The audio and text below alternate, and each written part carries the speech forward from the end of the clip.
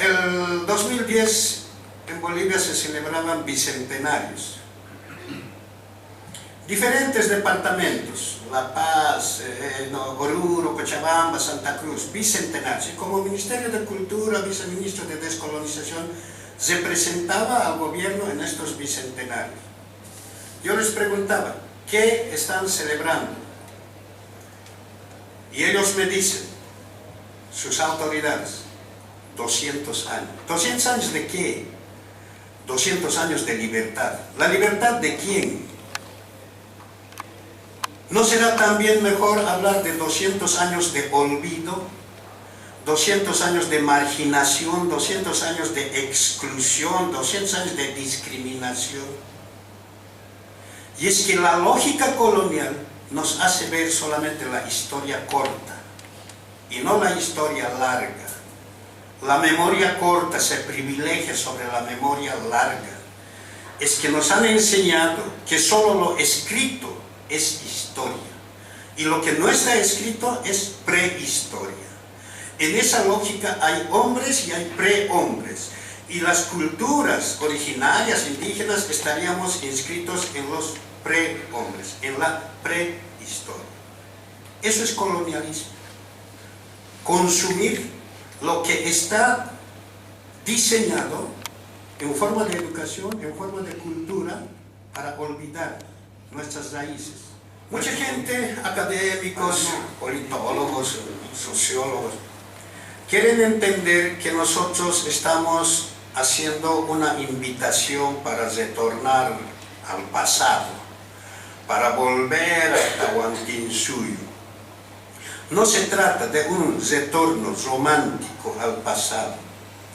Se trata más bien de una recuperación científica de lo mejor de nuestro pasado, para combinarlo con la modernidad, pero no con cualquier modernidad, sino con aquella modernidad que nos pueda permitir hacer desarrollo, hacer industrias, sin dañar a la madre tierra, sin dañar a la naturaleza.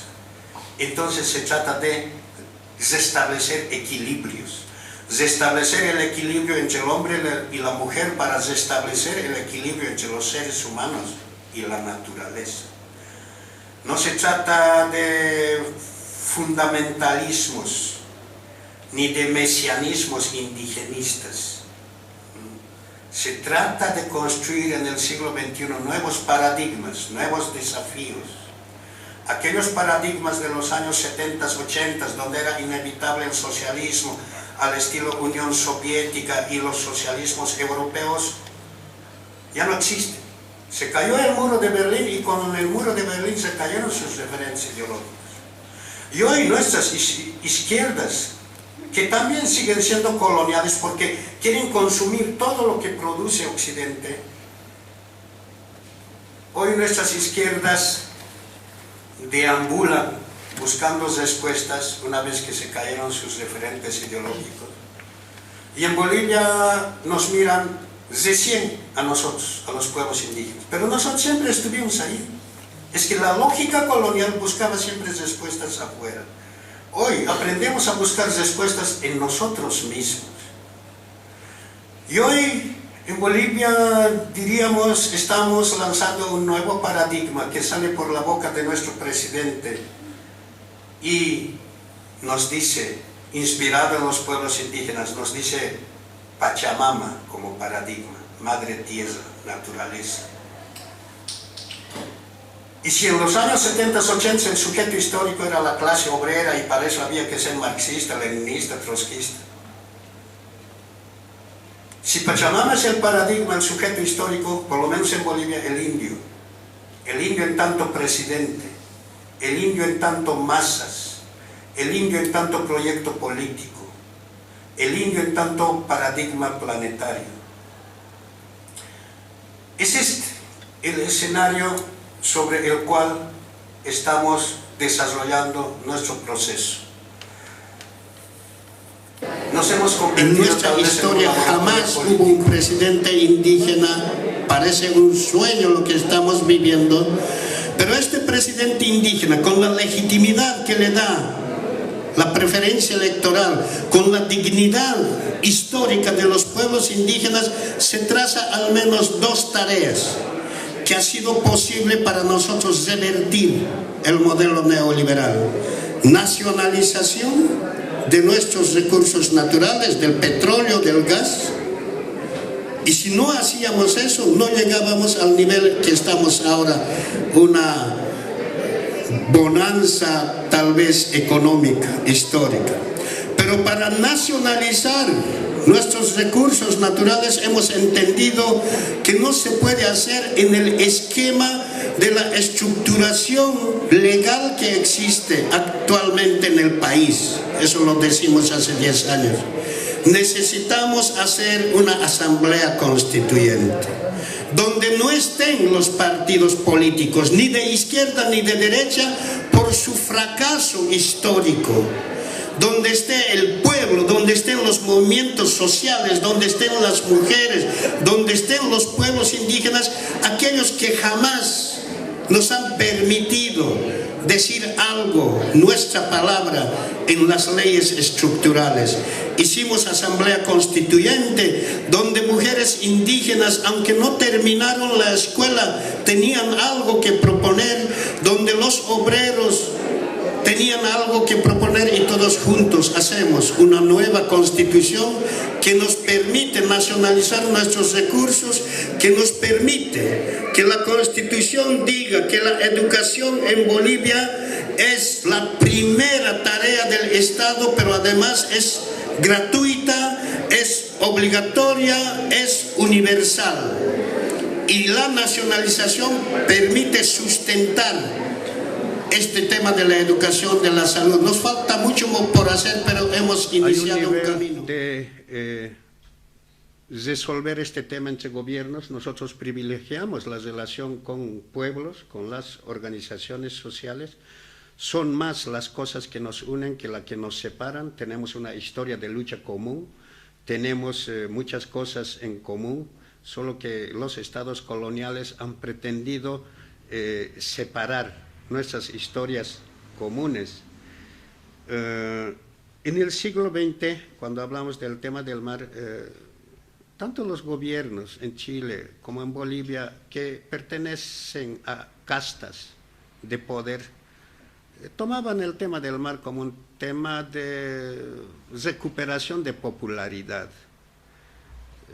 Y permanentemente y en complicidad mutua terminaban en nada. Eso ha sido una historia de 138 años sobre este tema del mar. Lo hacían desde Bolivia gobiernos que jamás han tenido popularidad, que jamás han tenido legitimidad ni legalidad, que han sido gobiernos o de facto o gobiernos que apenas lograban un 15% de voto electoral, y junto con otras derechas que tenían un 20%, un 17%, ambos se ajustaban para garantizarse gobernabilidad entre ellos. Hoy en el siglo XXI, cuando tomamos el tema del mar, lo hacemos desde la legitimidad de un presidente indígena, desde la dignidad de los pueblos indígenas. Por lo tanto, desde la honestidad que debe tener un gobernante para su país. En el siglo XX nuestros presidentes, nuestros gobiernos imploraban, llamaban a condolerse de nuestra mediterraneidad. Hoy en el siglo XXI hemos entendido que ese no es el camino. Hemos entendido que hay muchos otros caminos, que la imaginación de gente honesta en función de gobierno o en las organizaciones sociales puede construir muchas alternativas, binacionales, trinacionales, unilaterales probablemente. Entonces hemos acudido a la Haya también como parte de uno de los mecanismos, no son todos. Pero además sustentados en mandatos Ustedes recordarán que en octubre, el 31 de octubre de 1979, la Organización de Estados Americanos sacó entre sus resoluciones el derecho de Bolivia de una salida al mar. Y eso para nosotros es un mandato. O sea, nos acompaña la comunidad internacional. Tenemos la solidaridad de las organizaciones en diferentes partes del mundo. Pero nuevamente apelamos también a que en aras de la integración, en aras de que son más las cosas que nos unen que las que nos separa, podamos llegar a acuerdos que beneficien mutuamente a nuestros países y a nuestros pueblos. Ese es el tema central del gobierno boliviano. No necesitamos el mar para bañarnos solamente, no necesitamos el mar para sacarnos la foto. Necesitamos el mar para comunicarnos con el mundo. Necesitamos el mar para aportar en la solución de las diferentes crisis.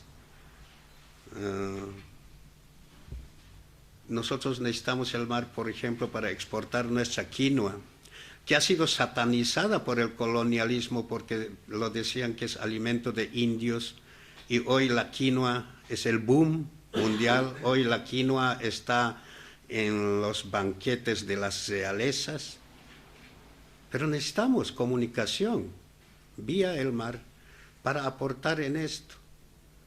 Necesitamos el mar para exportar nuestra coca, que igual ha sido satanizada, pero la coca en su estado natural y sus derivados son un aporte. Si solamente exportáramos té de coca,